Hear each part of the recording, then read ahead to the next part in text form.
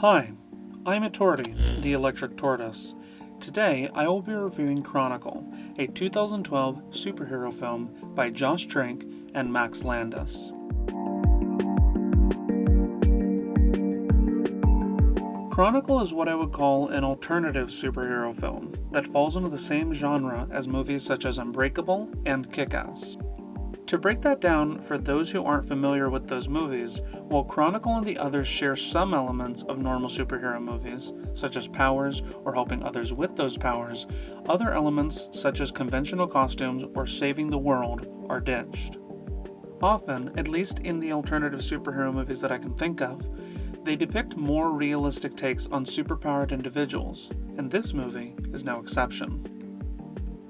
Chronicle follows 3 high school seniors as they gain powers and then learn how to use them for what high schoolers realistically would: pranks. Andrew.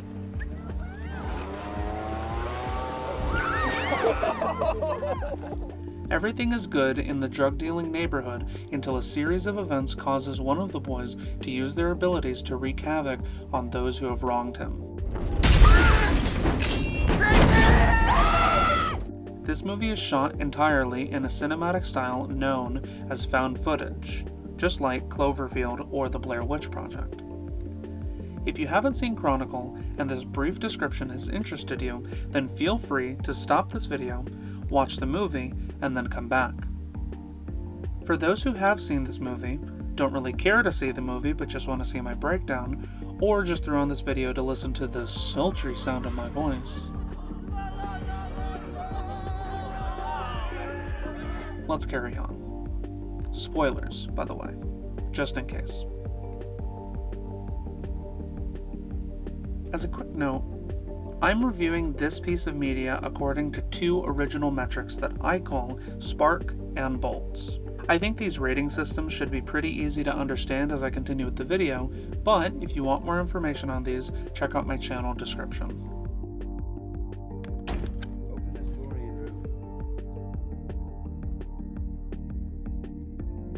Chronicle follows the life of Andrew Detmer from his senior year to just after he passes away. Andrew lives in a house with an abusive alcoholic of a father and a mother with some undisclosed illness. Andrew is an outcast and a loner. At the beginning of the movie, Andrew gets a camera and begins recording things that happen in his life. He records common things such as conversations with his cousin and him eating lunch, and sad things such as being bullied at school and being abused by his father. At a barn party, things begin to take a turn for the bizarre when a meteor drops from space and burrows into the ground.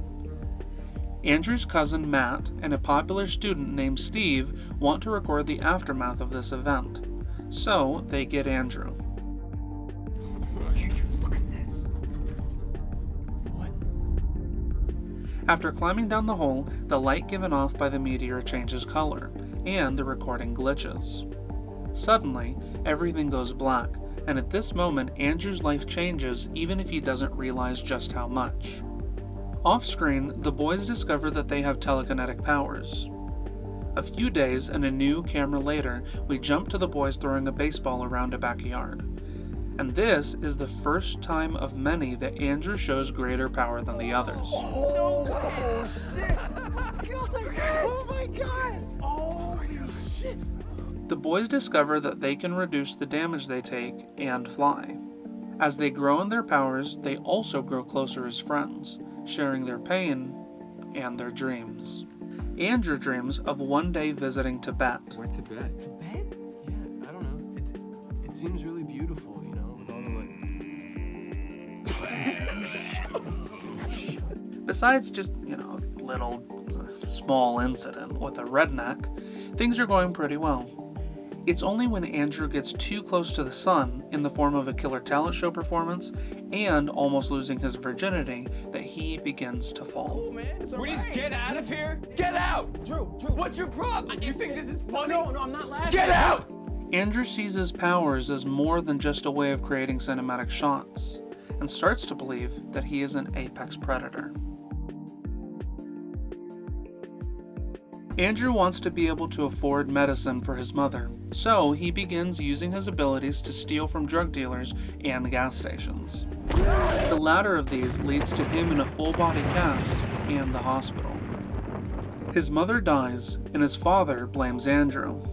This is the last straw for him, and he begins to terrorize the city of Seattle in a blind and pained rage.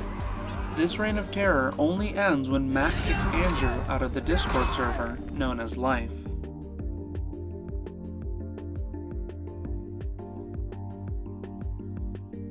The movie ends when Matt brings the camera to a snowy mountain region. Here, he apologizes to Andrew for not being there for him while he could have been.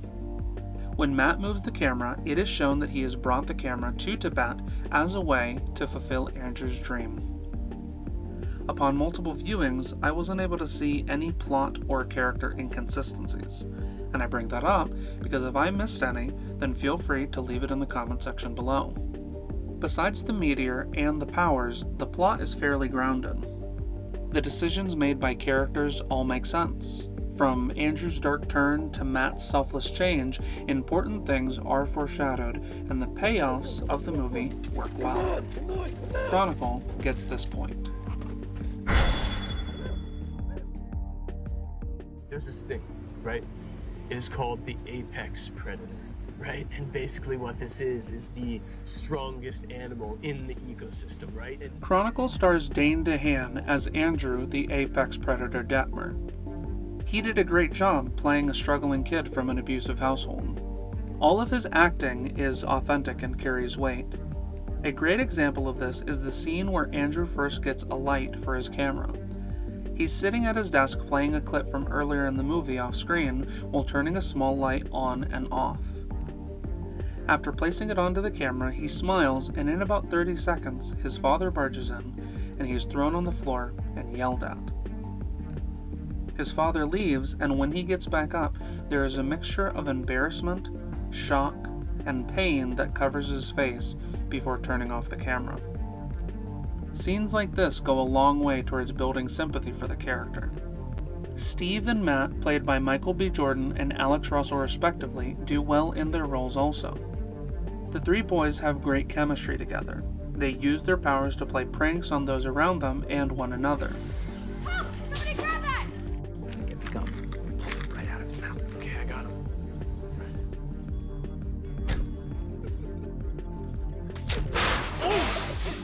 They share moments of happiness, triumph, Say it with your chest! I can fly, Matt! I can fly! I can fly! sadness, He drinks a lot. I know that much. and contentment. Today was like, I think, the best day of my life. As much as this is also a nod towards good writing, the boys do a great job in presenting each of these scenes with realism and emotion. Chronicle gets the point on this one.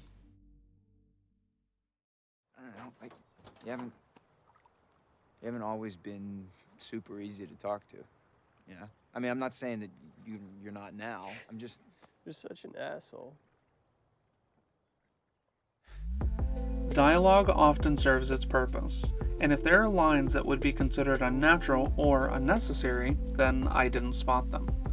There are at least a couple of small things that I noticed in the movie in terms of dialogue. The first is a specific piece of dialogue that I think informs the character of Matt near the beginning of the movie.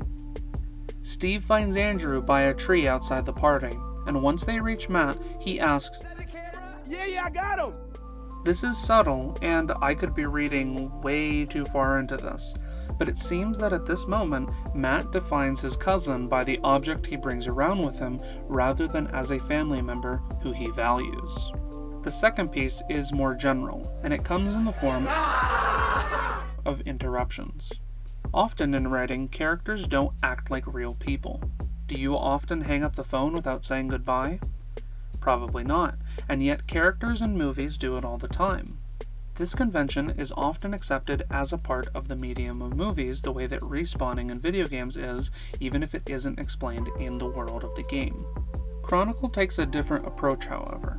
Just like in life, characters in the movie interrupt each other often, and while like I said earlier this is a small thing, I think it goes above what is required of dialogue, and therefore Chronicle gets this point.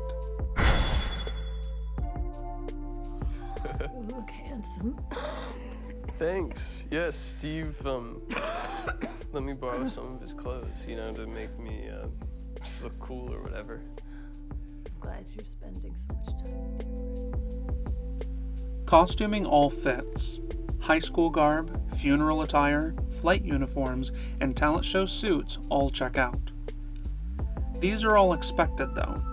I would be surprised if they accidentally sent someone to the funeral in a pink t-shirt. There are two costumes, however, that are of note.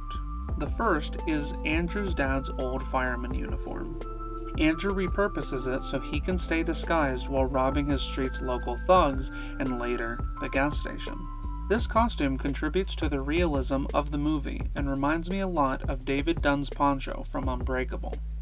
As cool as some superhero costumes can be, they wouldn't fit the tone of this movie.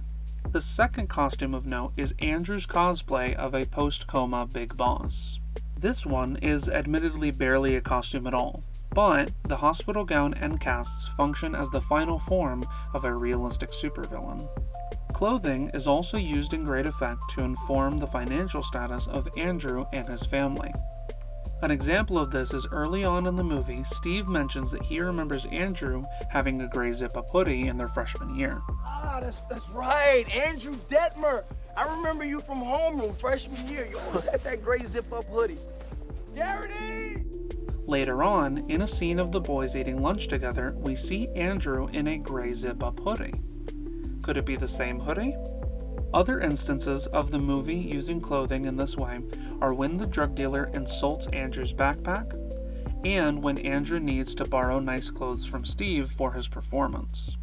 Using clothing and costumes in these ways means that Chronicle gets the point for this one.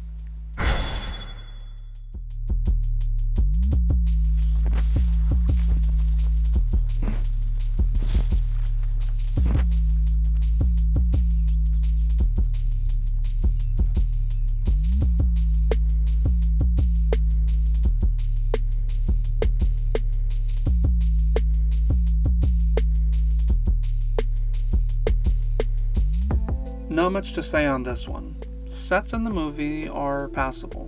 While it seems like most of the movie was filmed on location, and that's great, nothing stood out. The movie gets a half point for this one.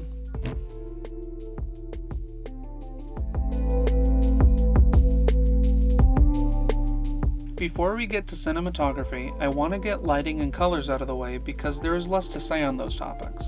Lighting works. Nothing too special about it, but it isn't ever too bright or too dark to tell what's going on. Coloring also works. There are no instances of it being used poorly. One time where the use of color stands out is in the cave with the meteor. The eerie blue light that shines from the crystals helps inform the audience that this isn't just a normal rock. As the scene continues, the crystals and the walls of the cave become red.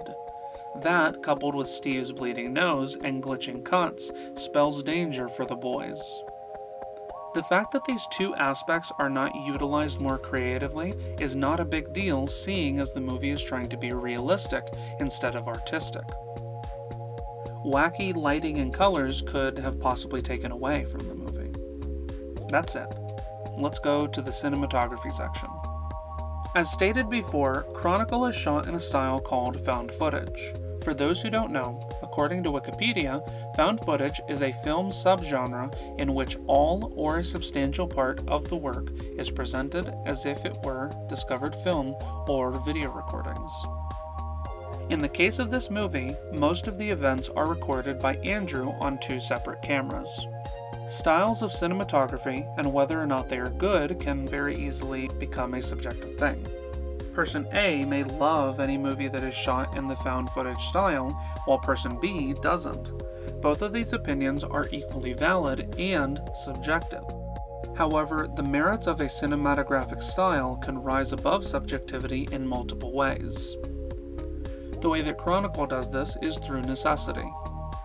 Perhaps I have a lack of imagination, but I can't imagine Chronicle in another style without losing things. The main thing lost with a change of style would be the times that characters speak to the camera. Let me give an example of that. This is my school, I guess. Near the beginning of the movie, Andrew exposits information about things like his street and his school. If this movie weren't shot in the found footage style, then this exposition would either be badly done or lacking entirely, because it would seem unnecessary. However, if you change things back to the perspective of an awkward high school senior who is just beginning their lucrative career in vlogging, then it makes sense why he would say these things. Other scenes that are lost or changed quite a bit are... I was really worried about you before all this, you know? Okay, you guys are getting ready to witness history, because behind these doors, Andrew Detmer becomes a man. And... Lion does not feel guilty when it kills a gazelle, right? You do not feel guilty when you squash a fly. And I think that means something.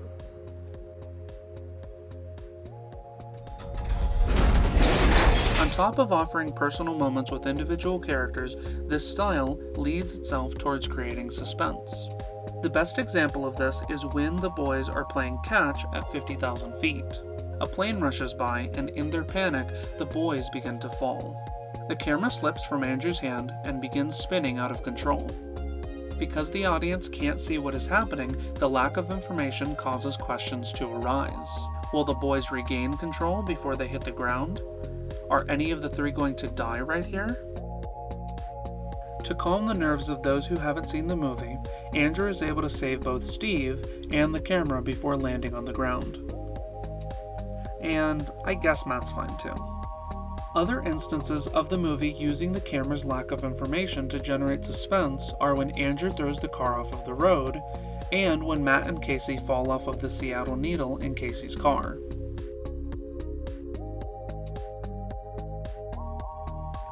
The style also changes and expands based on the events of the movie. In the beginning, the shots are either stationary or in motion because Andrew is holding the camera. This changes when the boys receive their powers, and as the movie goes on, we get shots like this, and this. The found footage style brings with it some limitations which should be covered. In most movies, during conversations, the camera cuts between the characters that are speaking. This can be just between two characters, like this scene from M. Night Shyamalan's Split, or between several, like this one from Christopher Nolan's Inception.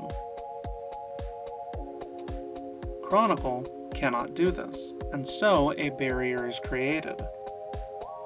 This barrier is crossed in simple ways, such as the person holding the camera not being in the frame, or the camera being propped up to show multiple people.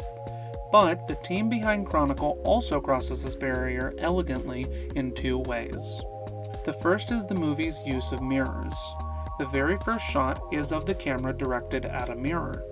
This is genius because instead of the movie telling us that there is a camera, it shows us and trusts us to figure out what is going on.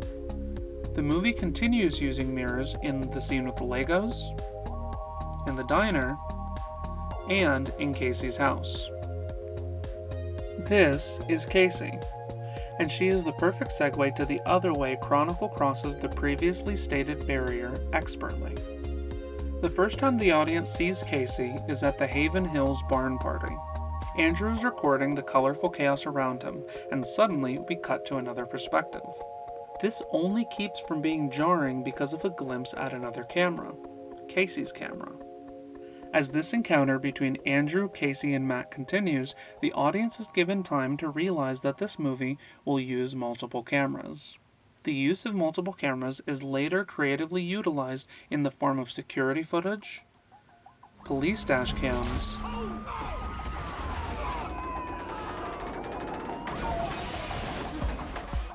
and the camera phones of onlookers.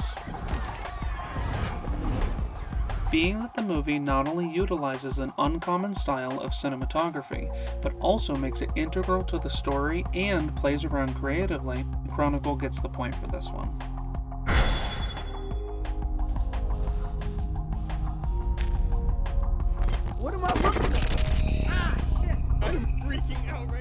The sound design in this movie is pretty minimal.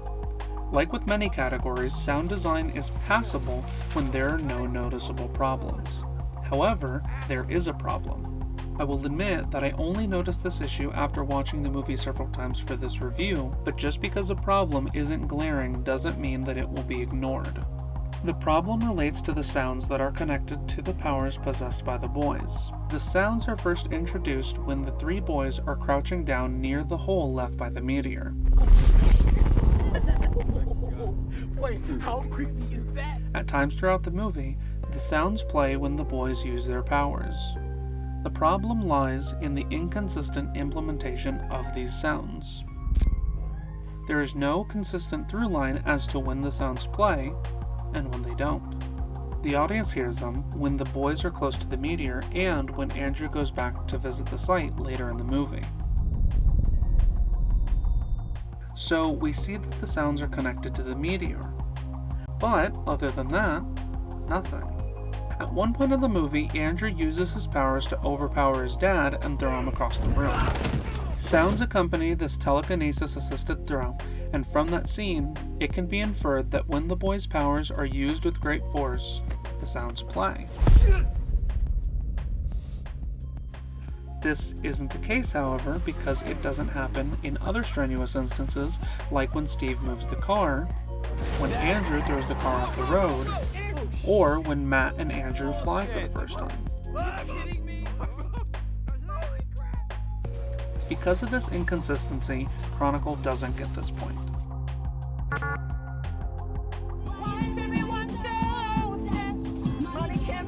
As I've probably said too many times during this video, Chronicle does its best to be realistic. Just like Life doesn't have a soundtrack, neither does Chronicle. Sure, there are songs played in the movie, such as when Matt sings along to Jessie J's Price Tag, but the amount and impact of the songs pale in comparison to movies such as The Dark Knight, The Great Gatsby, or Watchmen. To be clear, I'm not saying that the music in this movie is bad, but rather that it is lacking. It's like asking me to judge the value of a soup and sandwich combo while only giving me that 2-pack of crackers. Because of this, I think it is best to not give this point to the movie, but also lower the overall score. In summation, Chronicle gets a 5.5 out of 7 on the Spark rating system. Now, on to the second side of this review. With the bolts rating system, as the name would imply, I base how many bolts out of 5 a piece of media gets solely on how I feel about it. I went into this movie never having seen Dane DeHaan, Michael B. Jordan, or Alex Russell in any other movies, so there was no carryover star power. I also like this movie because telekinesis powers have always interested me since I was just a tiny little tortie. The biggest thing that I like about this movie is something that I hope will resonate with more people, and that is that Chronicle is a great movie for people who like superhero movies but are experiencing some genre fatigue. With Marvel releasing movies every year and DC doing their best to catch up, there are so many. But I can say with confidence that Chronicle stands apart from all of them and delivers a fresh experience. This movie gets 5 bolts out of 5 from me, and I highly recommend checking it out to anyone who hasn't seen it, or for those who have, maybe it's time for a rewatch. I think that covers it for this review. Thank you for all who have watched this far. I hope you enjoyed it. If you did, feel free to leave a like on the video. If I missed anything or got something wrong in the review, let me know. I am constantly striving to improve as a reviewer, and your comments could be of great help to me. If you'd like to catch my next video the moment it comes out, then hit subscribe and the notification bell. Until next time, Etorty out.